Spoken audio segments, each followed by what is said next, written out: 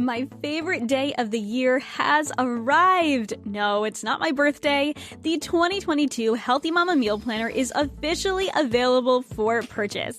Since the Healthy Mama Meal Planner First Edition launched in 2018, it has been helping women simplify and streamline their weekday meals through the simple routine of planning ahead.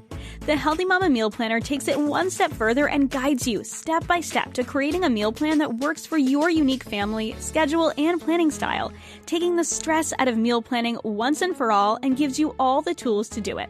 The Healthy Mama Meal Planner is the ultimate tool for simplifying healthy living by planning ahead to create realistic, nourishing meals for your family. It's 150 pages of planning bliss for those of you who are as planner obsessed as I am, or 150 pages of ease when you're looking to simplify and streamline your family's meals. It's created by me, Kristin Dovbniak. I'm a former personal chef, a culinary nutritionist, and a busy mama of two, so I get busy weekdays. The Healthy Mama Meal Planner is available in print or print-at-home editions. It features helpful lists to streamline the meal planning process for easier grocery shopping, better budgeting, and simpler, healthier family meals, as well as a full year of monthly and weekly planning pages. You also get a how-to guide for how to simplify meal planning for your unique family. So head to healthymamakris.com/meal planner to get your copy today.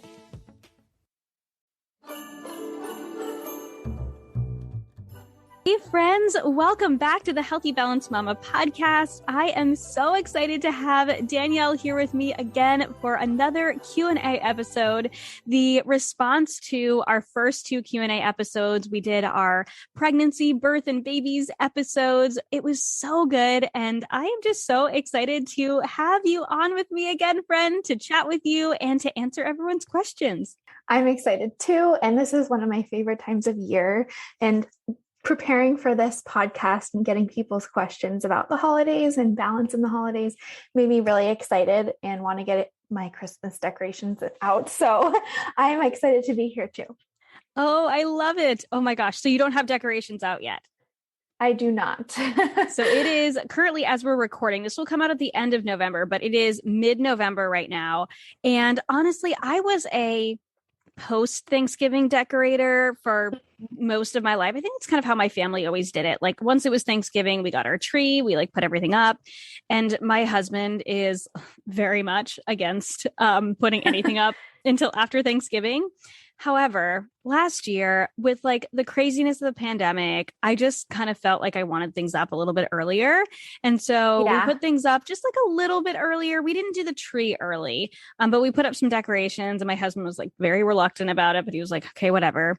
And so this year, my husband went away last week. He was away for work for a week. And so the kids and I were like, why don't we just go up to the attic and just, look at the Christmas decorations?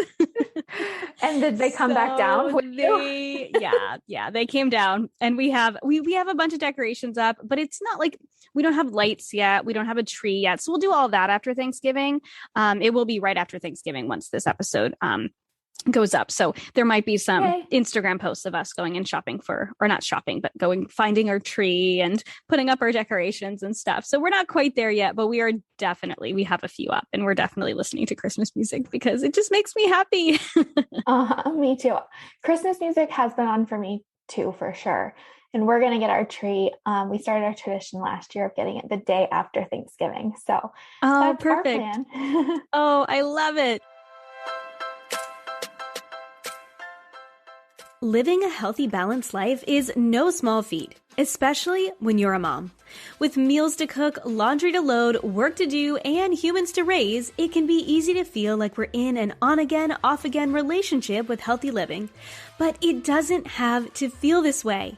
I believe living a healthy life has become way too complicated. What we need isn't a new plan or program telling us what to eat or how to live. We need simple, uncomplicated routines and information that's going to help us live our best, most beautiful life without rules and restrictions. Join me, Kristin Dovbniak, holistic health coach, certified intuitive eating counselor, and mama of two, for weekly conversations on what it means to live a healthy, balanced life, uncomplicate eating, and simplify in every area of mom life. So I wanted to start by just like doing a little, I mean, I guess we've already started, but just doing a little life update because I actually haven't talked to you in way too long. So I when we know. last talked, I was really a couple months ago now. So you were still at the end of your first trimester, right? I'm So at the end of my second so now trimester. you're at the end of now you're at the end of your second trimester. So how are you Yes. feeling? How are you preparing for baby? We all want an update because we talked about pregnancy in the Aw, last two episodes. So we all want to hear how you're doing. thanks. I am doing well overall, and I can't believe how fast this pregnancy feels like it's been compared to my first, where I would very regularly check in on the app and like the dates to see how big the baby was, send updates to my family, take weekly bump pictures. And as a toddler mom, it's been hard to find um, or make space in my brain to remember to do that. Slash pregnancy brain, I believe, is a real thing. So Yes. I'm feeling physically well. I have been experiencing some migraines this time, which was new for me, Oh, but thankfully kind of got that under control with the help of my doctors. And I'm really, really excited because this weekend we are painting and decorating the nursery in our house. So I was telling you earlier, but right now it's painted very dark colors. It's like dark pink and black. So we teenage are girl going to room. be, yes, definitely a teenage girl room from before. And so we're going to be doing probably several coats of paint, but I'm really excited. And I feel like I've been in the nesting mode, like really wanting to organize and get things put together. So we are doing well. And yeah, I'm excited. Oh, I love it. I loved getting the nursery together. Actually, my girls shared a room. They still share a room now. But we like made sure that the one half of the room would be just for baby Ren when my youngest came around, and her birthday was actually a couple weeks ago. So I've had on Facebook, I've had notifications pop up of like memories of years past. And Mhm. there was a memory that popped up. I guess I guess it was a couple weeks ago now with like the nursery all set up. And it's Oh, so fun to like remember back to like setting things up and getting it all ready for her, and making it really yeah. special, even though I 100% agree that it felt so much faster the second time around. I felt like the first time around, Mhm. I was like waiting and waiting. And then she even Mhm. came earlier than I thought she was going to come the first time around. The second time around, it was like, am I 37 weeks? What? How did this happen? Yeah. It's so exciting I to hear. Yeah, and there's something really special, I think, about getting it ready ahead of time, even if it's just a few weeks. And just Yeah. like I remember when my son was nursery was done, I would spend a lot of time in there actually in like the rocking chair and maybe reading and just getting acquainted with the space. And it was comforting while Yeah. pregnant. So Anyways, special. Oh, I yeah, love it. what's new with you? Oh my gosh. Well, I think it's really it's a lot of the same, a lot of exciting things. So at the time of recording, we've been in our new house. I don't know if I mentioned when we chatted in the last couple of episodes that we were moving. Probably. I talked about it in Mhm. several episodes. But we moved at the very end of August, like literally the week before school started. So even though it's November now, it feels like the last 2 months have been like a complete whirlwind of moving, getting all of our stuff unpacked, which has been like a 2 month process because there's been school and I haven't stopped working and my husband hasn't stopped his job that like where he goes away every few weeks. And so that's been Mhm. kind of crazy. But we were finally starting to feel settled, which feels really good, especially with the holidays coming around. And then Yeah. everything else is really just, exciting work stuff, working on a lot of recipes. Holiday recipes are really fun. My meal planner is coming out or will have just been out. So the fourth edition of the Healthy Mama Meal Planner is just out now, as this episode airs, which is really exciting. It's always fun Yay. to create that and like work on the design, even just little things with it this year that are new. So I first came out with it in 2018. And so now that it's 2021, it is the fourth edition. There are little things that like I felt like I I wasn't quite ready to do with the first edition. Like now it has tabs, and now it's just fun to kind of create it. And it's always fun to put it out there. It's the only product I have or like the only physical product I have. So we've been working a lot on that kind of behind the scenes in the business, but that's pretty much it. A lot of the same, but all good things, and also very excited about the holidays. So it's a great time of the year. Awesome. I saw some of your posts about the meal planner and it looks amazing. I'll have to check it out. Yeah. Oh, I'm going to send you one. I have to send you one. And it's okay if you don't want to use it until after baby comes. Okay. You're going to be a little preoccupied, right? Or maybe use it in January and then you can take a break for a little while. Sounds good. Yeah. Oh my gosh. So many fun things happening. I love it. So today we are going to dive into questions that we got from both of our communities on the holidays and how to have a healthy, balanced holiday. And, we both have very similar opinions on, balance when it comes to food and movement, and really, wanting to embrace this idea of having freedom around all of that. And I know that can be really difficult for a lot of people around the holiday season. There can be a lot of diet talk. There can be a lot of pressure from our family members. And so we're going to go into everything from food stress to like life stress and family stress.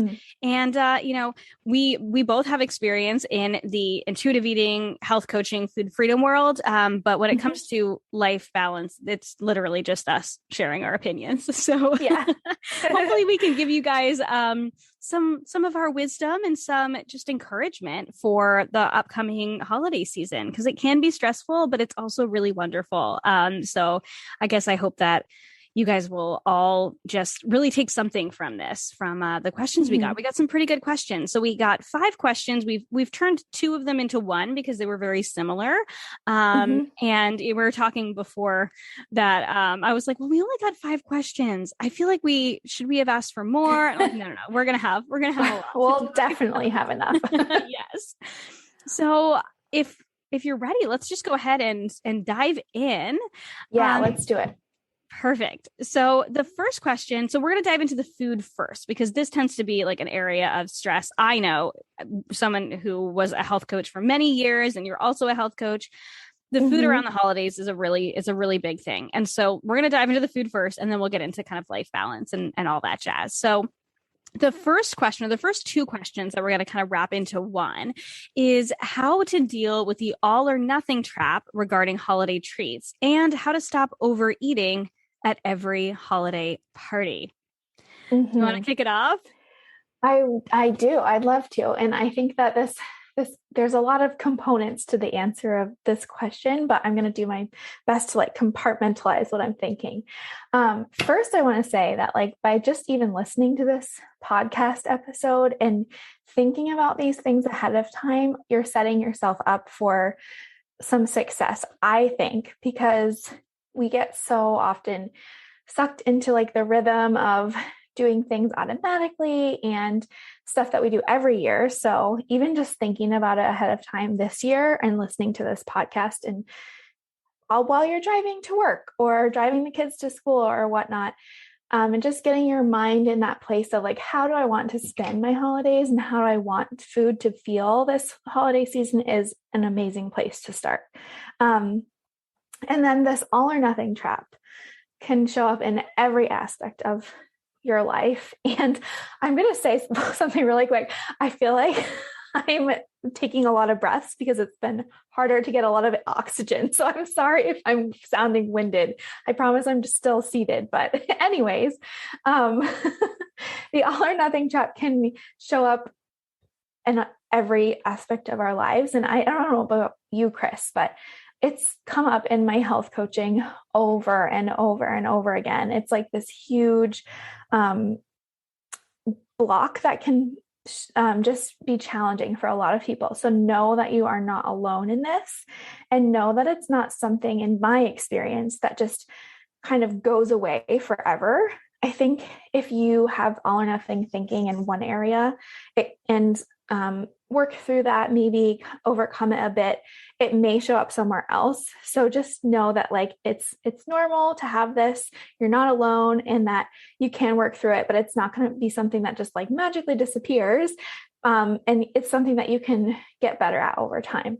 In regards to the all or nothing trap while eating holiday foods and treats or overeating at holiday parties, I think the first thing that I wanted to share was giving yourself just unconditional permission to enjoy all the foods. And that is part of the intuitive eating framework that can be, so like maybe referencing back through that if you have the workbook or any of the books or have done that work, maybe like visiting what it means to give yourself unconditional permission to enjoy and eat foods.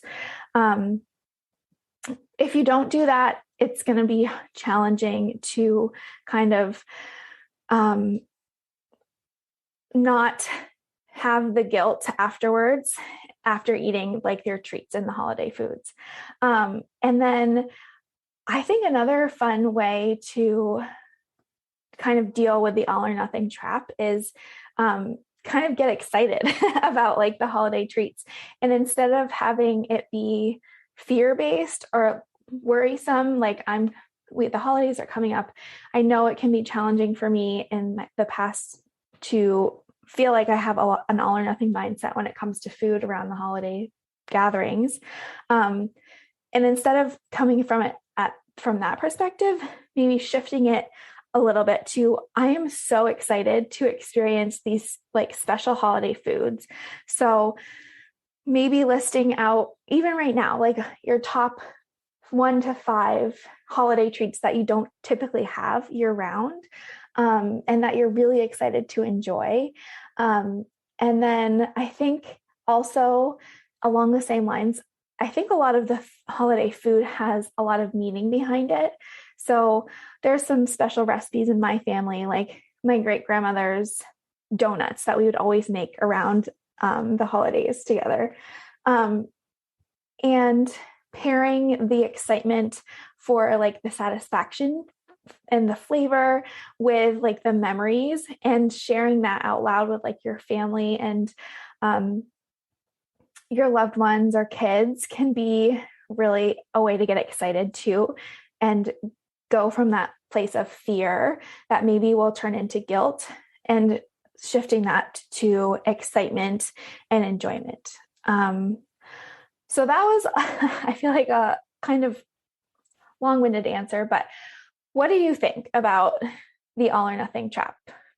Yeah. Oh my gosh. I'm nodding along here and my computer for some reason sounds like it's going to blast off. It's like some sort of process is happening with my computer. So I muted myself, but I'm nodding along. I 100% agree. This unconditional permission to eat is so important.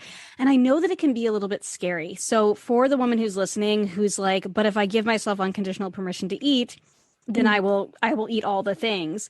Remember that it's unconditional. That means there's no conditions. It doesn't mean that if you're allowed to eat whatever you want during the holidays, but then you've got to like jump back on the bandwagon in January.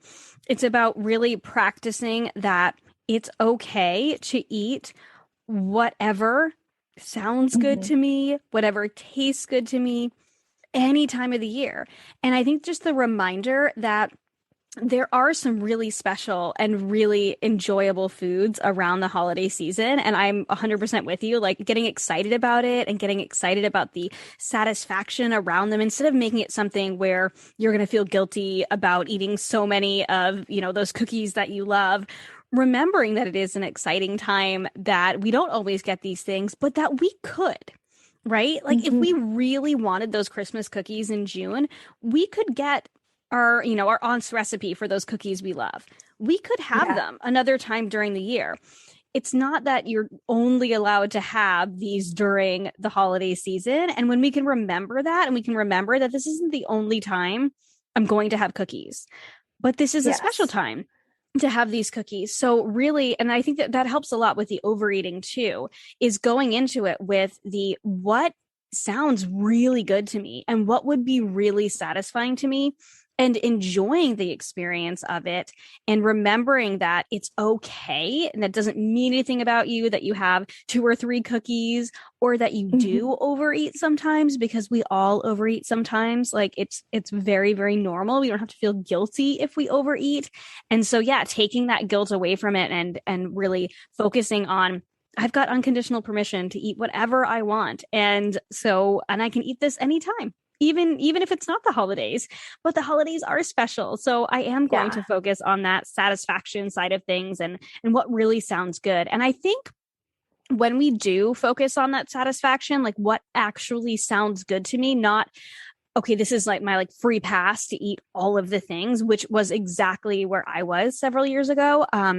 There was one Christmas season where I was like deep in my eating disorder. It was a holiday season. And I remember that I was in a place of like kind of wanting to convince everyone around me that I was okay, that I wasn't so restricted around food. And so I had an eating contest with my cousin on Thanksgiving and ended up feeling like so physically sick because I told myself that I could eat whatever I wanted because it was Thanksgiving. Which sounds like unconditional permission, except the condition was that I would get back on track the next day. Right. And so I felt like I had to eat even more. I had to like get my fill of everything.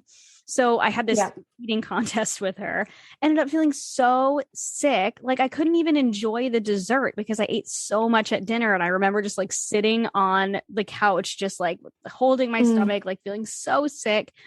And that's not enjoyable, right? That's not satisfying. So allowing yourself that opportunity to just enjoy the foods and enjoy the flavors of them and how special they are, that they do usually come around only one time of the year, and removing that guilt from it because it is special.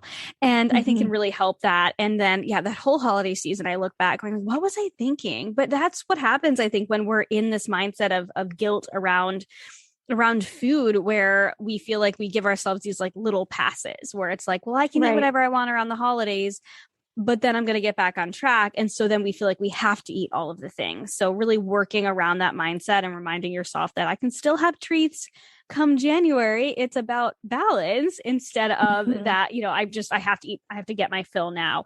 I feel like I'm being a little bit repetitive, but does that make sense? Oh, it totally makes sense. And the other thing that, I was listening to you and it made me think of this in my own personal experience. Sometimes when I would know a family meal was coming up, or say, okay, we're going to my grandmother's at 12 o'clock for Thanksgiving. So in my mind, I would say, all right, we're going to go there at noon and then we're going to have food, and there's going to be a lot of food. So I probably don't need to eat a ton beforehand. And that would really, and then when we get there, when we end up eating for a few hours, be so hungry by the time food came in time to eat. So that made me think of wanting to say, like, thinking of holiday foods as not something that is going to replace what normally nourishes your body and makes you feel really good. But just keeping in mind that you want to continue those healthy patterns of maintaining balance in your body, like eating at regular intervals, staying hydrated, eating fruits and veggies if that makes you feel good, or making sure you're getting enough protein, like continuing through those patterns in the holiday season is really super important. And not using holiday treats to replace like other nourishment, I think is helpful in my experience, because it really maintains your balance throughout the day, prevents like blood sugar crashes and spikes. And that in itself can maybe help you with the all or nothing thinking around food, because if you're just so hungry by the time it's time to eat, then your body is just like, feed me. So that's what it wants to do. Yeah. Oh my gosh. 100%. Yeah. I know that I've definitely been in the place of having the mindset of like needing to save up for my holiday dinner. And so not eating ahead of time or eating very little ahead of time or going on like a crazy long run or something like that, which is miserable in November in New England most of the time. I love to run. Most podcast listeners know that like I'm a marathoner. I absolutely love to run, but I'm a fair weather runner. And I would force myself to run and eat like as little as possible before Thanksgiving because I'm like, oh no, I'm going to be eating so much. But then you end up exactly like you said, super starving. And then food is more satisfying when we are excited about it, when we're a little bit hungry. But when we're starving, we're not starving, but when we are very, very hungry, then we're just going to be shoveling food down because we're at that kind of beyond hungry point. And then it's not satisfying anymore. Then it's just like, oh my gosh, I'm so hungry. Give me all the food. And it's harder to savor it. And so And it's way easier to overeat that way when we're super, super extra hungry. So I know that, making sure that you're still eating breakfast. I know that it can seem counterintuitive. I want to recognize that it can feel, because that's what a lot of culture tells us, that, overeating is bad. And so if you're going to eat more later on in the day, we need to eat less earlier in the day. And I remember reading magazine articles that would tell me that would say like, eat a light breakfast. So, to save up those calories. But your body knows what to do with the extra, right? And you may or may not be a little less hungry the next day if you eat more today. Your body knows how to balance itself out, and you don't need to worry about it. And I say may or may not because you might notice you're less hungry. You might not. You might even eat less than you think you're going to eat, especially if you're focusing on satisfaction. So instead of focusing on, I'm going to eat so much later, giving yourself the gift of having a good breakfast in the morning, moving if you want to, or not moving if you don't want to, like drinking enough water. That is something I need to constantly remind myself of, especially because I love wine. And so it's really easy to just walk around on Thanksgiving all day long while I'm cooking with a glass of wine and completely forget to drink water. And it's like, my dad or my husband will just like keep refilling the glass of wine too. It's like the never ending glass of wine. It's like, I just had one. Yeah. And then I've had no water. So that's something I have to be really conscious about, is remembering to drink water throughout the day and have that breakfast in the morning and have lunch if you're going to be eating later on. Yeah, I 100% agree. It's so important to just continue to take care of ourselves and remember that, the holidays doesn't mean it's still a part of our life. I think sometimes we think of it as like, this bubble where it's completely separate from the rest of our life, but we're talking like a couple months out of the year. And if we decide to just like completely throw away all of the, the things that make us feel good for a couple months out of the year, that's a significant amount of time. We're definitely then going to end up in January going, oh my gosh, I feel terrible. I think the best way to end, to start the year feeling like, oh my gosh, I don't feel like I have to like make any of these drastic changes, is just to try and do as much as you can to take care of yourself throughout the holiday season without going to those extremes. Definitely. Yeah. Something that I talk to my health coaching clients sometimes about is just having, and this is something you can reassess often, but having like a top 3 list of the things that make you feel the best. So, whether you call them like self-care items or like your top 3 non-negotiables, or I saw a term recently called self-health. And I thought that was kind of neat. So just like if there's 3 simple things that you make you feel your best every day, can identify those and continue to do them through the holidays. I think that's really important. So for me right now, that I'll just give an example because I think that could be helpful. For me right now, that would be getting outside, even if it's cold out, because today it was a high of like, I think 40. And I live in northern Vermont. I'm not going to go outside if it's unsafe weather, like if it's -20, but I want to make sure I'm still getting outside, even if it's 5-10 minutes a day, making sure I have warm clothes for myself and my son so we can go out.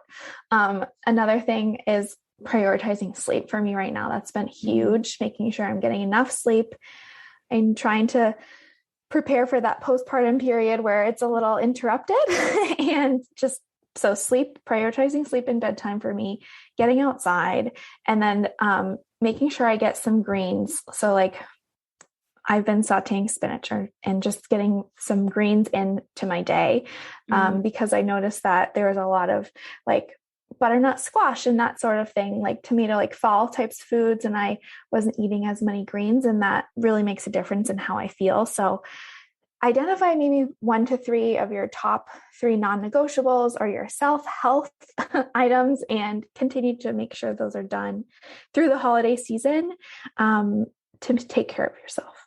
Yeah.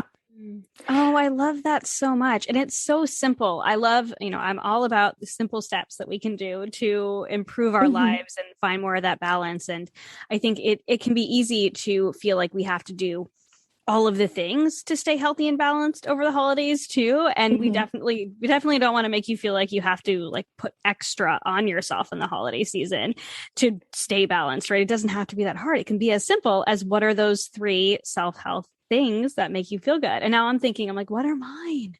I think water for sure, because I'm not good at that. Actually, I'm going to get it.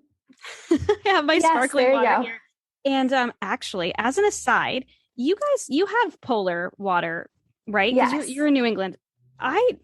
Is it New Hampshire? So I drink these polar seltzers all the time. I get like a big pack of them. And they are not the most environmentally friendly. They do come in plastic bottles. I drink regular filtered water too. But I don't love just drinking plain water. And so I drink these seltzer waters to get in extra water in the wintertime when I just am not craving it. And somebody told me, a friend who's military, that you can't get, it says Worcester, Mass. Okay. That you can't get polar seltzer outside of New England. And I was like, what? There are people who are deprived of polar seltzer? I mean, I can imagine like in Europe. Europe has delicious mineral waters, but anyway, that's just a funny aside. But that's something that I try and prioritize, like definitely my water, getting outside. I agree. I know I just was talking about how miserable it can be in New England. It's so hard. It is so nice to get outside. I do definitely feel it when I don't get outside during the day. So that's a huge one. I love that. That is something I need to make more of a priority, because there are definitely days where I go the entire day and I'm like, I didn't leave my house because I work from home. And so sometimes my husband will bring my daughter to school and drop the other one off at the bus, and I will just stay home and work, and it'll be 8:00 at night and I'll be like, I did not leave. So yeah, I think that's huge. And I think, just because we're on the topic, the other thing is probably my morning smoothie. I've been without my morning smoothie the last few days, and it's just, I only drink a smoothie, or I started drinking a smoothie in the morning just because it's so easy. And I started drinking it. I mean, I've been drinking smoothies for years and years and years, like almost a decade, probably a decade I've been drinking them, but consistently for breakfast, probably almost like 7 or 8 years. But I started drinking them because when my oldest daughter started preschool, and so I could have something easy on the go and drop off. Yeah, exactly. Something I can just take with me. And so now sometimes if I'm at home, I'll have a smoothie bowl and usually a hot tea after when it's cold. A lot of times I just bring it with me in the car for school drop off or bus drop off or whatever it is. But I've noticed too that there's just nothing else that satisfies me in the morning like my smoothie. I think my body's just so used to it and enjoys it. I enjoy how I feel. I feel, full and satisfied, but not overly full. Like I feel like I started the day with some fruit and some greens and there's always like some nut butter and some protein in there. It just feels very balanced. And I like other breakfasts. So usually I don't have it on the weekend just because I do like a switch up. But I've noticed the last couple of days when I haven't had my normal smoothie in the morning that I've been like hungrier earlier, which is fine. I just eat a little bit earlier, but I just haven't felt like as good or as satisfied in the morning. I'm like, man, it's, I think it's one of those things like it's only when you go without them that you're like, oh, wow, this really does make a difference. So I love that. I think those are my 3 things, but I'm going to keep thinking on that. That was a really good, that was a really great thing to bring up. Well, I'm glad. And I think it's important to remember, like they changed as the season changed too, or like the seasons of your life. But our next question is continuing the food topic. And I'm going to ask you, Chris, what your tips are to start with on overeating holiday leftovers. This person says that one day of leftovers feels fine, feels good, but it feels difficult or challenging after eating them for a week. How would you suggest to keep balance or feeling balanced while eating holiday leftovers? Okay, I really liked this question. And honestly, I don't know, this might be a little bit of an unconventional answer, but honestly, I think it's okay in this situation if it's been several days and you're eating those holiday leftovers and you feel and you're not feeling good anymore and you're like just continuing to eat them. Maybe it's because you're like, well, they're here and I don't want to waste them, or they're here and they won't be here next year, so I have to eat them. Or you might really enjoy them, but if you get to the point where you're not really enjoying them anymore because you're not feeling good, I think that's okay to just let them go and to be like, they're not making me feel good. And yeah, just toss them. Especially if it's totally been agree. a few days, it's okay to be like, okay, this is a self-care choice to go, they're just not making me feel good anymore. So I think when we think about food freedom, I think sometimes the idea of like throwing something away because, we don't want to eat it anymore sounds like, it can sound like something we shouldn't do, but I like to take all the shoulds and shouldn'ts away, right? If they're not making you feel good, freedom is what feels good to you. It's what feels like freedom to you. And if it feels like the food is sort of constraining you because it's not making you feel good anymore, I think that's the time to just toss it and be like, this food will be here next year. And you're choosing you're choosing feeling good. And so if it's making you feel icky, I would say, it's just time to toss it. And don't even argue with yourself. Just go, you know what? I think it's time. It's time to just let it go. I agree with you. I agree 100%. And the other thing that came to mind, it may be because I'm very busy freezing meals in preparation for birth, but I was like, oh, well, freeze it, or just if you don't want to eat it for 3 days in a row or 5 days in a row, like maybe you have some soup, or you'd be surprised about the amount of things you can freeze. I've learned a lot recently about freezing. So maybe you could just pop it in the freezer and have a yummy Thanksgiving or holiday meal later in the winter. Like you could just put it all in a container together and freeze it and save it for later. That was my other thought.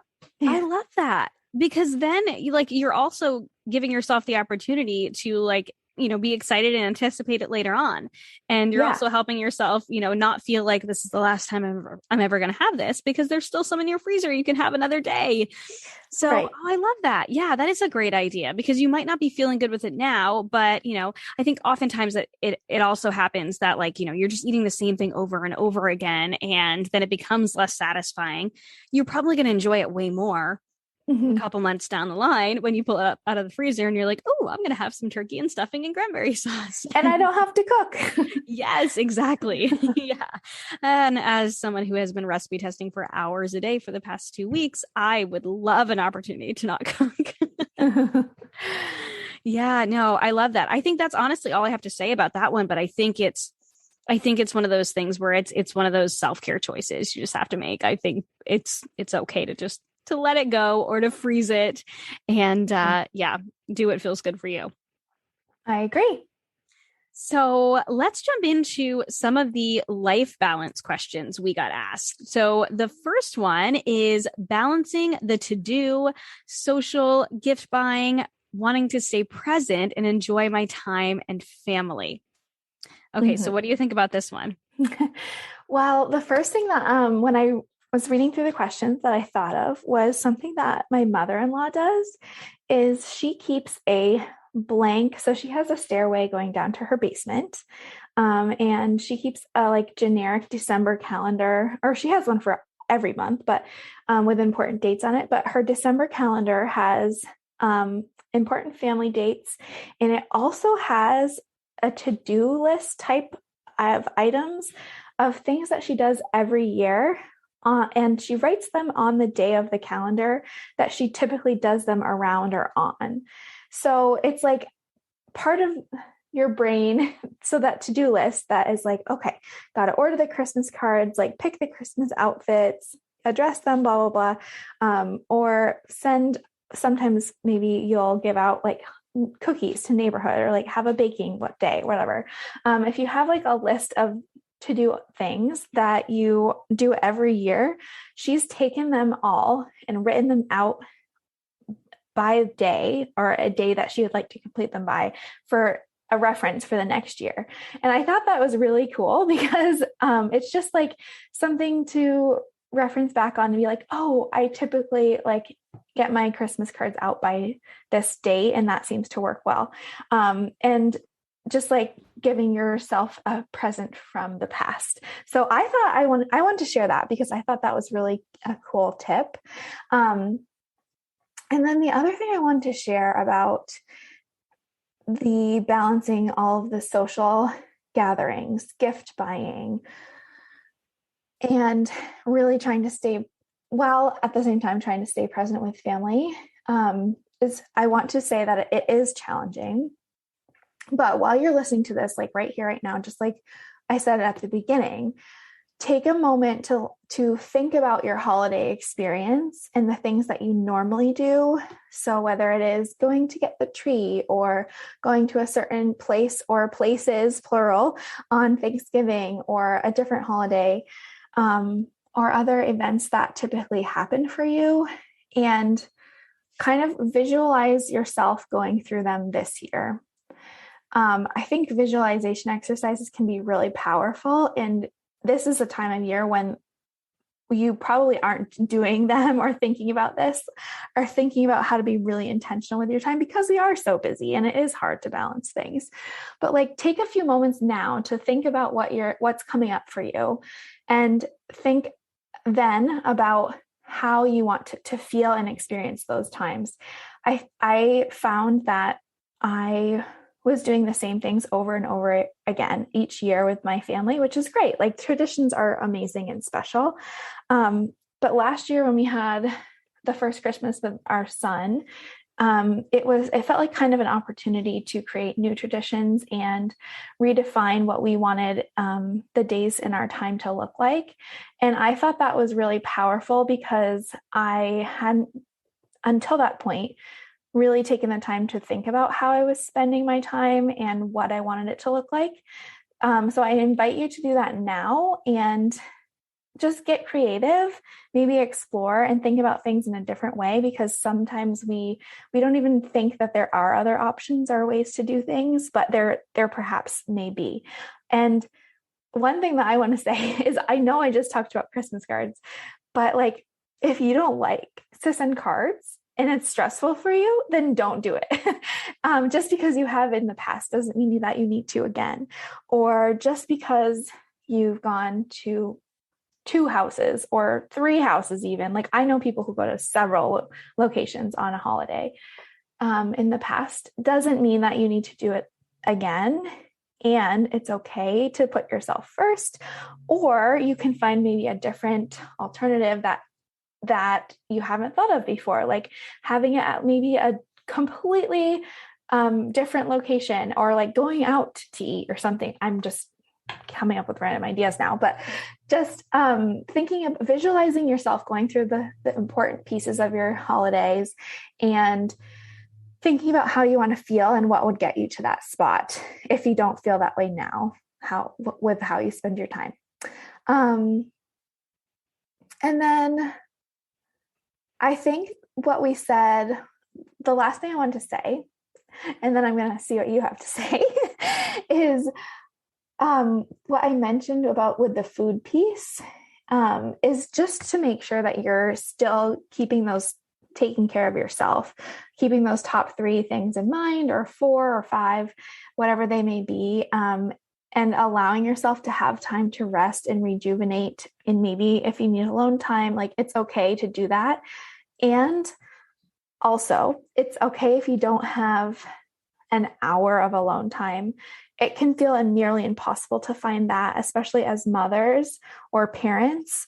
And even 5-10 minutes makes a huge difference. So if you can take 5 to 10 minutes out of your day to take a few deep breaths, or move your body, or just take a little bit of an extra long shower, continue to do those things and fill up your own cup so that you can balance other people, because otherwise you'll just fizzle out. Yes. Oh my gosh, I love all of that. I feel like I can't follow that up with anything No. good. Oh, thanks. I love what your mother-in-law does. I think that's such a cool idea, that little I gift from know. your past self to write out when you do things. I was actually thinking the same thing. I was like, I think I'm kind of late in getting my Christmas cards because I do like to do cards. I actually love that tradition.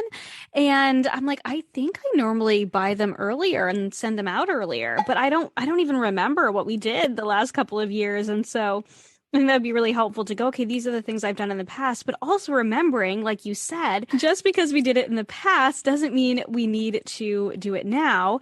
We can create new traditions. We can shift things. I know that something that my husband and I really identified in the last year was that, both of us are pretty introverted. We're kind of, I think both of us are kind of like ambiverts where we really, really need our alone time. We really need to recharge alone, but we like the social things, but neither of us can do too much when it comes to a lot of the social Yeah. things. And one of the things I think that we really enjoyed about I know that there was the pandemic, there was so much hard that came from that. And I definitely recognize that it was not all good, but there were some good things that came from it too. And almost being forced to say no to things or to not have some things made for a slower holiday season last year that I think we really appreciated, and not feeling like we needed to rush to all of the things or put too many things on our schedule or feel like everything was just like packed on top of each other, like event after event after event. And then we were constantly exhausted and just like emotionally exhausted and burnt out. And we would get to the end of the year, or we would get to Christmas just tired and not even like enjoying the day as much as I think we wanted to, because so much of it leading up was kind of stressful, just trying to fit in all the things. And I think we realized that it's about figuring out what matters to us and what we really enjoy about the holiday season, about traditions, and starting to create our own traditions based on what is really important to us. And so I think that's what I would encourage you to do is, I love the exercise that you recommended we go through. Really just, what do we want our season to look like? And how do we want to feel during that season? And so just kind of identifying the things that really matter to you during the holiday season, and being okay with letting go of the things that don't, like you said, the holiday cards. If you're not into it, then just don't do it. And I know it can feel like, but I've done it every year. It's tradition. Just because it's tradition doesn't mean you can't make new traditions. It doesn't mean you can't shift things and make it work for you. And I know that this year, my husband and I have already kind of talked about some of the things that we really enjoy and some of the things that we want to do. Some new things, some things that are things that we've done before, and then shifts that we made last year almost unintentionally that we want to continue this year, like not packing our schedule so full that we end up exhausted, but Right. really like enjoying the things that matter, enjoying the things that matter to us, which might be different than the things that matter to you. The events that we enjoy might be different than the events you enjoy. And there are some like family traditions that we do that we wouldn't necessarily want to like get out of, but you can if you really want to. If it's causing you stress, you totally can. You But I can, think, yes. you can, like, you have that choice. And I think sometimes we forget that we have that choice, that we have the choice to say no to things, to really just focus on the things that make us feel good, and our family too. And we want our kids, I think, at least, I guess I'm speaking for myself, but I think that many of us we just want our kids to enjoy the season, right? And I think when we end up stressed out because we're trying to like force too many things, then they end up feeling that, right? And Right. it ends up being less joyful. And so we've kind of identified some of the things that are most important to us and that we enjoy the most. We're like, okay, these are the things we're going to do. And if we can fit other things in, we fit other things in. And if we can't, then it's fine. We did the things we wanted to do, and we can say no to the other things. And so some of the things that we love to do, I'm not even sure if it's happening this year, but if it is, we love doing a breakfast with Santa. My grandfather, he's always done this That's so cool. with us every single year since I was like a baby. I think I want to say I was like, so I was born in July. So I was probably like 6 months old the first time he did it.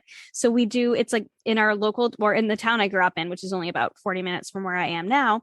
They have Santa come and you eat breakfast, and then you get to sit on Santa's lap and you get to tell him what you want for Christmas. And that's what we would do every single year. And now we've been able to do that with our kids too. And our kids' cousins as well. Now they have two cousins, because our family is growing. And so we've been able to do that with them too. And so that's like, okay, we don't want to miss that. Like we're not choosing something else over that. That's like a special thing we do every year. We do Christmas Eve with my parents, and we've definitely identified that that's something we like to keep small and intimate, and just like my parents and our little family and my sister and her boyfriend, keep it simple. We don't want anyone else there. Sorry, rest of the family. But that one we get to keep small and simple, and the kids get like pajamas on Christmas Eve. My mom does that. Oh, we do that too. Loves to do. It's so fun, and she actually does it for myself and my husband too, which I love. So we get new pajamas, and so like those little things, like and getting the tree. Honestly, if we get the tree and decorate the tree, listening to Christmas music, and we do breakfast with Santa, and we do our Christmas Eve thing, and my husband and I like to stay up and drink grown-up eggnog and wrap presents on Christmas Eve. Like if that's all we did the entire holiday season, I would be so happy. And I think learning that last year and going, and we didn't get to do breakfast with Santa last year, obviously, but other than that, that's what we did. And it was so much more joyful than squeezing in all of the things. So what is it to you, right? Like to the person listening, you could also answer if you want to. But like, what is it to you? Like, what is, just like Danielle said, like, how do you envision the season? What would feel really good? And what are the things that matter to you? And really focusing, I think, on those things, and then just letting go of the rest. And speaking of rest, just like you said, taking that time for rest, I think is so important, especially as moms. Even when you feel like you don't have time, there's time. You just have to carve it out. Even if it means letting your kids watch Rudolph for the 4th time in a row on a Saturday, because, and you're like, oh, I don't know, it's been too much screen time. Not if you need a rest, mama. It's not too much screen time if you need a rest. It's okay. Go take a 20-minute nap, go read your book for a little while. As long as the kids are safe, they're happy. Even if they're not happy, as long as they're safe, go take a little bit of a rest. Yeah, I totally agree. And I think that this answer of prioritizing what is most important and filling our time with that kind of ties into the next and last question too, which is tips on dealing with stressful family members. And I think what we were talking about just then was a lot of boundaries. And I think this comes into play while dealing with family and friends, even, who may cause you stress. So I'm going to answer. Is that okay? My answer to this is, from my personal experience, if I'm in a stressful situation or a family or friend is causing me stress in the moment, it can be really hard for me to find my words, and it can be hard for me to say no or put up a boundary. So what I've needed to do in order to support myself in keeping those boundaries is come up with like a phrase or a go-to plan, if you will, to help myself in that situation. So I'm going to give a random example that I'm just, okay. So say there's a stressful situation at a holiday gathering, and a topic of conversation comes up that is really uncomfortable for you and that you don't want to be participating in. It can be helpful to just have a phrase to say in that time, or make a plan and say, I don't feel comfortable being a part of this conversation. I'm going to excuse myself, and then like physically leave the room, and just putting up that boundary and practicing it beforehand, even though it feels silly, can be helpful. That was my tip for dealing with stressful family members. Preparing a little bit beforehand, if you find it is hard to say no, coming up with a phrase or a plan, if you will. And what would you say about boundaries around stressful family members? I like that a lot. I love having that go-to phrase because I'm thinking for myself. I'm like, I think I need to come up with a go-to phrase too. Cause I'm definitely the same way. I'm a huge talker, but when I get, obviously, if you can't tell, on the podcast and all, but I think, yeah, when you get into that uncomfortable situation, whether, especially if it's a conversation, especially, I know I can identify a couple of conversations I've been in where somebody said something to me and it's literally like you lose your words. You're like, I don't know how to respond to that. And it feels awkward. It feels uncomfortable. And those things happen. And I don't think, there's no perfect answer to this question because there's all different stresses when it comes to family members. I think conversations are the first thing that come to mind. And so I think, just preparing ahead of time, like you said, is great advice, and just coming up with something that feels good and natural to you. I know that I remember that I had a family member, a very, very body conscious family member, and her favorite thing to do, and she's not an immediate family member, so I only see her a couple times of the year, and her favorite thing to do is to kind of come over and she'll say hello, and then she usually does like a little kind of like looks you up and down and she'll go, oh, you look great. Almost like one of those things where it's like they're surprised. She wasn't expecting you to. And the only thing usually I'm like, oh, thanks. And the last time she said it to me, I was like, okay, if she says this to me like she does every single year, or most years at least, I'm just going to say, thanks, I feel great. Because that is, that's ultimately where I would want that conversation to go. It ends the like, we're not going to talk about how I look anymore because that's not what today is about. Right. We're going to talk about ever. But it's like, thanks, I feel great. That's it. That's the end. It's that. Yeah. Just moving it towards, and that's the only time I can ever remember feeling like I had an actual response to anything like that. But I love that. And having really being prepared and going, okay, there might be some awkward situations, there might be some uncomfortable conversations, but I'm a little bit prepared to either, and being okay with removing yourself from the situation, I think is really important. And even if you have to make up a silly excuse, like I'm going to go check on the kids, that's my favorite, to get out of a situation. Yeah. It's like, even if the kids are like standing next to you, it's like, I'm going to go see if Ren wants some water, or let's go, kids are a great excuse. We've got kids.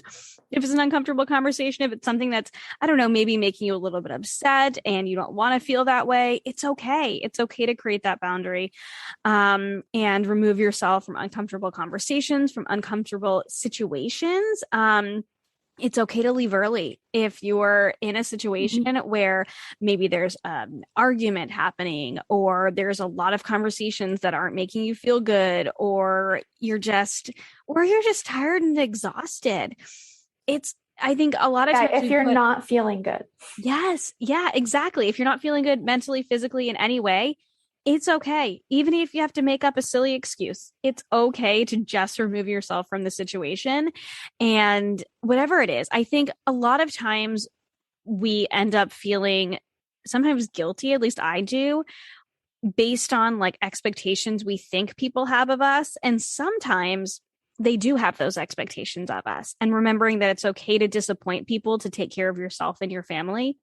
I think oftentimes we will do this for our kids, right? If our kids are really upset, if our kids are feeling really sick, or if they're just done, if they start having a tantrum because it's past their bedtime, we're like, okay, we're done. We're going to head out. And nobody says anything. No, everyone's like, oh, okay, usually nobody says anything. There are sometimes difficult family members who do say something about it, but you're like, look at this child going crazy. You probably don't want them here anymore. At least that's been my experience. I think sometimes we find it easier to do that for our kids and harder to do that for ourselves. And we can do it for ourselves just like we do for our kids, going, okay, I think we're done here. It's okay. You are allowed to protect your peace, right? So if you're feeling out of sorts, if it's feeling uncomfortable, stressful, it's okay to remove yourself. And if you're in a situation where you might not want to remove yourself from the situation, and maybe it's just like one stressful conversation or maybe it's multiple stressful conversations. I think you can find ways to kind of find some peace within that, whether it's maybe going and just taking a walk around the neighborhood and just calming yourself down and getting yourself back to a place of peace, like reclaiming your place of peace before you kind of come back to the situation, I think can be really helpful too. If there's like something going on that might be kind of stressful, but you don't want to, like, maybe it's the middle of Christmas Day and there was like a stressful conversation that happened and you're like, well, I don't want to completely leave Christmas, but I'm feeling really stressed out. Then maybe you just go for a walk and then you come back, right, and then you're calm and then you move on with the day. And remembering that sometimes we think that people have expectations of us that they don't. And even if they do, it's okay to sometimes disappoint people, to take care of yourself and to take care of your family, and that you are just as important as the other people at the party, and you are as important as your kiddos, and you can take care of yourself just like you take care of your kiddos, because you're just a big kid anyway, right? Yeah. And I love this conversation and this question, because we all know this, right? Like we've heard, but it's so helpful to hear it again, especially right now, and talk about it again and validate that you are important. You want to feel good, and it's okay to prioritize your peace. Yes. Yeah. 100%. And I did want to add that I'm not an expert in this. Like I mentioned that I had one good comeback one time in like probably 15 years. And not that it was a comeback, but like one good response, right? I am a work in progress in this. And I've had tough conversations happen where I didn't know what to do. I've reacted in ways that I am not proud of and didn't want to. This has definitely happened. I've definitely, overstayed in situations beyond what felt good for me. And so I'm a constant work in progress. I think we're all works in progress. It's okay. It's never going to be perfect, but just remembering that you can take care of yourself and you can do what you can. And I totally agree. Yeah. Sometimes we need that reminder and that validation from someone else that, okay, yeah, it is okay to protect my own peace. Exactly. Yeah. Oh my gosh, this has been so good. That's the end of the questions that we have for today, but I feel like we could even keep talking. This has been really good, and I hope that this is helpful. I'm sure this is going to be helpful for the listeners. I know you've been, your answers are really helpful to me. I think I'm like, okay, I'm going to envision my holiday, and like, what do I want it to look like? What do I want it to feel like? I'm thinking about those 3 self-help things that are going to, or maybe I'll even try and now I'm just trying to overachieve. I'm like, maybe I'll think if there's 4 or 5, but really thinking about those things and remembering it's okay to take care of ourselves physically, mentally throughout the holiday season, that it's a part of the year, but it's not its own. It's not like its own year. We can still take care of ourselves throughout it. And hopefully, everyone has a really wonderful holiday season, free from food guilt, because food guilt should not be on the menu during the holiday season. No. And hopefully free from as much family stress as possible. Yes. So do you want to finish up with a fun little holiday rapid fire? You know how I love my rapid fires at the end of my podcast. Sure. Yes. Okay. And I have not seen these, just for listeners. No, I don't know what's coming. Oh my gosh. They're fun. They're totally fun. So favorite holiday treat? Oh, that one. Of course you had to start with that one. That one's so hard. Okay. So I don't know what they're called exactly, but it's made with chocolate chips on top, saltines, and then like butter and sugar on the bottom, and it like caramelizes. Yes. And then you crunch them off and put nuts on top. What are those called? That's my favorite. I love them. Okay. I've always heard of them referred to as Christmas crack, like literally Christmas crack. Yes. I think that's so good. It's so good. That's my favorite. What's yours? Yes, I love that. Actually, the girls and I made some last year. We got a recipe for it. I can't remember. I think it was we had this like Advent book that we were doing together as a family, and there was a recipe for it in there. And that was the first time I ever made it. But yes, so good. Okay, mine is really funny because there are some really delicious treats that my family members make and that I always enjoy around Thanksgiving, around Christmas. But my absolute favorite holiday treat is the Starbucks Cranberry Bliss Bar. Oh, I love their Cranberry Bliss Bar, and I look forward to it every single year. And that I do wait until December 1st for, just because I feel like it's wrong to have it before. It's out now, and I've seen it at Starbucks. it And is. there's just something about it.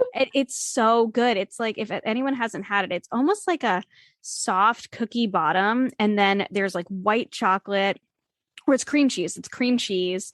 And then there's white chocolate drizzle and cranberries. And I know it's just like a Starbucks treat, but I look forward to it every single year. I love it so much. I honestly haven't had that before, so I'm totally going to get one. You have to try it. It's so good. Everyone I know who's tried it also loves it. Maybe not as much as I do, but yeah, it's so good. Okay, then what is your favorite holiday movie? Oh, I think it would have to be, okay, I'm going to blame pregnancy brain. I don't want to say the wrong name, but the movie about the women who switch houses. Is it called The Holiday? Oh, I don't know. So there's these two women, and one is in California and one lives in Europe somewhere, and they switch house. I think it might be called The Holiday, with Cameron Diaz. And it is. I just looked it up. That's Jack why Black, there was a pause on my end. Yes, I have seen it too. Yes. Oh my gosh. I haven't seen that in a long time though. Oh my gosh. Yeah, because it's from 2006. Okay, I need to watch it again this year because I do remember that. Yes. Oh, I love that. Just makes me happy. I like that show. And I also really love like just Rudolph, like the cartoon Rudolph. Yes. There's something, we watched it growing up, so it's nostalgia, I think. What's yours? Yeah, we watched Rudolph and Frosty the Snowman like on repeat when I was a kid. So those are definitely nostalgic. Absolutely. I am an Elf fan. Elf is my favorite. It makes me very happy. I watch it every year. But do you know what movie that we actually have watched? One Christmas movie. Don't tell my husband. He's in the other room. He's probably not listening to this. But he's probably, like the same way he is about holiday decorations. He is not quite ready for holiday movies, but he was away last week. And so my mom and my sister and the girls and I watched our favorite new Christmas movie that we saw last year. It's called Noelle. It's on Disney Plus. So it's a Disney movie with Anna Kendrick, and she's in the Kringle family, and her dad was Santa, and her dad had unfortunately passed away. And so her brother was supposed to take over as Santa, and her brother has like a little bit of a breakdown, decides he doesn't want to be Santa, goes and becomes a yoga instructor in Arizona. Oh my gosh, I have to see this. And so she's his sister, obviously. I said her brother. Her name is Noelle. And so she goes down on this adventure to go and find him. And she finds him in a yoga studio in Arizona, and he doesn't want to be Santa. And throughout this whole process, you can imagine what happens. I won't spoil it. It is so cute. It's so cute. There's this little tiny reindeer named Snow Cone. We all want a snow cone. It's adorable. So that's my new favorite. My like longtime favorite is Elf. I can basically quote the entire movie. So we love Elf in our house, but my new favorite, Noelle, is very cute. So if you haven't seen that, it's a good one. It's going to be on my list now. Okay, awesome. Well, you have to let me know when you watch it, if you like it as much as I do. And I'm going to have to watch The Holiday again because I'm so sorry. I'm like, I don't know what you're talking about. I do. Okay, well, we sort of talked about this, but what is your favorite holiday tradition? I think that my favorite holiday tradition is how we spend our Christmas Eve. It's usually at our own house, and we do one special gift. We usually read the night before Christmas, and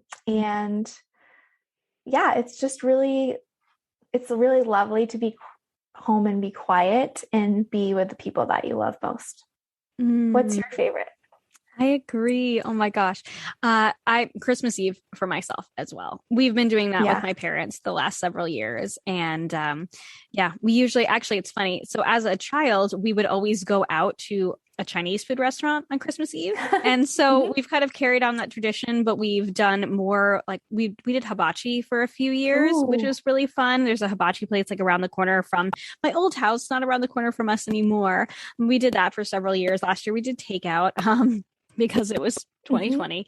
But we do some sort of food together. And then we, like I said, we exchange gifts, not gifts, we exchange pajamas. So we exchange Christmas pajamas and we just we get cozy and so we've been doing it up at my parents' house the last few years. And then we go home and we also read the night before Christmas, which is always fun too. So I like Christmas Eve. Honestly, I think I like Christmas Eve better than Christmas Day. As much as Christmas Day is fun, it is just a really calm and fun evening. So I love that too. Yeah. So what's your favorite Christmas song? Okay, I have two and they're very different, but I am going to say I'm guilty. I love the Mariah Carey All I Want for Christmas Is You. I mean, I love so that good. song. We did a dance. It's really special to me because we did a dance to it every Christmas with a kick line. And so I'm sure I could do the whole thing probably still, but we had a dance to that song. I love it. And then the other song that I love is called The Christmas Shoes. And it's a story about a son getting shoes for his mom. And that makes me cry every time I hear it. So those are my two favorites. What's yours? Oh gosh, I'm going to start tearing up just thinking about it. I know. I love that song. It's so beautiful. You know, when I wrote up these rapid fires, I was like, this is actually a really hard question for me. It is. So I think I have a two-part too. So I think my favorite is I love specifically the Pentatonix version of Hallelujah. And I wouldn't sing it. I can't sing, so I'm not going to sing it, but you can look it up. The Pentatonix version of Hallelujah. It's so beautiful. And I will turn it up to 40 in my car, and the kids know, we'll just listen to it. It'll probably blow, it's not like a rock song or anything. It's very slow paced, but it probably blows out our eardrums. But we love playing that around the holidays, especially if it's snowing outside. It's just really beautiful, and it's a cappella. So I really, really love that one. And then completely opposite side, I love Baby It's Cold Outside. That is just, it just feels so Christmassy and so fun. And my favorite version is the She and Him version with, oh my gosh, I just lost her name. She's in Elf. What is the I'm going to be no name? help. From New Girl. Zooey Deschanel. Yes. Yeah, she sings that version. Oh my gosh, the woman listening is going to be like, she's probably screaming at us, going, come on. Oh my gosh. Yes. So those are my favorites. So yeah, that's really hard. I think those are my two. So yeah, something slower and something kind of more fast paced. Okay. Final two. What is your favorite holiday side? Because everyone loves the side dishes, right? Mashed potatoes. Classic. I love mashed potatoes so much. See, I'm not a huge mashed potato fan. My husband loves mashed potatoes, but I'm not as big a mashed potatoes fan. But I understand the appeal. They are creamy, especially if they're creamy and buttery. There are some mashed potatoes. There's this one steakhouse in Toronto that makes the most amazing garlic mashed potatoes. If we had those at our holiday meals, then I would be all over them. Yeah, my grandfather makes, and I have continued to make mashed potatoes with the skin on. And so they're a little bit chunky and I just love it. Yeah. I like them better that way too than the pureed mashed potatoes. I'm not into that. No. I love it. What's my your favorite? Oh, I wasn't even letting you ask me. Gosh, I'm ready to tell you. My mom makes a broccoli bake every year, and it's a recipe from an 80s cookbook that she started making in the 80s. And it's basically broccoli covered in cheese and Bisquick on top. And it's just so good. Ooh. And the whole family loves it. And that's we have it every year for Thanksgiving and Christmas. And we fight over it. The entire family fights over my mom's broccoli bake. So that's my favorite. I don't even think the recipe, it probably exists somewhere on the internet, but she doesn't even have a recipe anymore. She just knows it and she just makes it by heart. So one day I'll get her recipe, but she's going to keep making it for the foreseeable future. So yeah. Okay. Actually, no, I have two more. These are this Okay. or that. My last two. Okay. These are just so fun. I could keep going. Eggnog or hot cocoa? Hot cocoa. I like eggnog around the Oh, holidays. really? I know that that's not the answer I'm supposed to go with. Everyone's like, Oh, ew, no. eggnog. I like eggnog. Mhm. But hot cocoa is good too, especially after playing out in the snow. Yes. Yes. And with whipped cream on top. Oh, yes. Yes. Oh, yeah. It's not the same without it. No. Real tree or fake tree? Real all the way. Well, obviously you're in Vermont. I feel like you can't have a fake tree unless you're allergic. No. I guess some people can't, but They can't. Yes, that is true. I do know someone who is allergic and they can't have it, but it's very special to us to get a real tree, and half the time it's been from like just out in the woods. So yeah. Oh my gosh, I love that. We typically go to a farm to get our real tree, but we don't have as many places as you do. Yeah, a few years ago we learned that if there's any not national, state forest, you can pay like $5 or $10 and you can just go out and cut a tree down. That is so cool. Oh my gosh. Because one of the things I've noticed is the last couple of years, tree prices have been like ridiculously expensive. I'm like, okay, we'll pay it because it's tradition, but it would be so cool. So maybe we should just drive up to Vermont and go and does it count if we don't live in the state? Yeah. I don't know. My sister and her husband do the same, and they live in Seattle or near Seattle. So they have to drive quite a ways, but yeah. Oh my gosh. Okay. I need to look into this. I love that. Oh my gosh. It's definitely not the same type of tree. Like picture full tree. It's like a natural tree, but it's still really fun. That though. Oh my gosh. That's so cool. Well, I learned something new. Okay, hopefully the person who's listening is also learning something new. Or they're like, well, duh, Chris, you should know this. I feel like a lot of people probably don't know that. And now I'm like, I hope I'm saying the right thing. Like, what if I'm wrong? Well, it's fine. They can look it up. Yeah, no one blamed Danielle. No one go cut down a tree unless you confirm that you're allowed to in your state. Just like walk to your local campground and cut down a tree. Oh my gosh. But I love having the tree up, and we usually keep it up until at least the end of January, probably. Yeah, we like keeping ours up quite a long time too. Yeah, it's just so special. Oh my gosh, I love it. This is so fun. Okay, so we are recording this at night after our kiddos have gone to bed. So it is getting a little bit late. So we should probably sign off for now. But thank you all of our listeners for sending in questions. We appreciate you so much. I love answering these questions. This has been so fun, Danielle. Oh my gosh. It was a blast. And now I'm really going to go dig out our Christmas decorations, I think, because I'm excited. Oh my gosh, I love it. So anyone who's listening, let us know if you enjoyed this episode. Definitely look out on both of our Instagram accounts or our email newsletters for when we ask questions for the next episode. Our next Q&A is going to be all about the new year, and you will have probably already asked your questions at that point. But just as a little reminder, our next Q&A, we're going to talk all about balance around the new year and New Year's goals and resolutions and all that. And we'll have a couple more Q&As before Danielle goes on maternity leave to have her little baby girl. And then she'll be back after that. Yes. Yeah. Well, it was a pleasure as always. And I can't wait to do the next one. Thank you so much for listening to this episode of the Healthy Balance Mama podcast.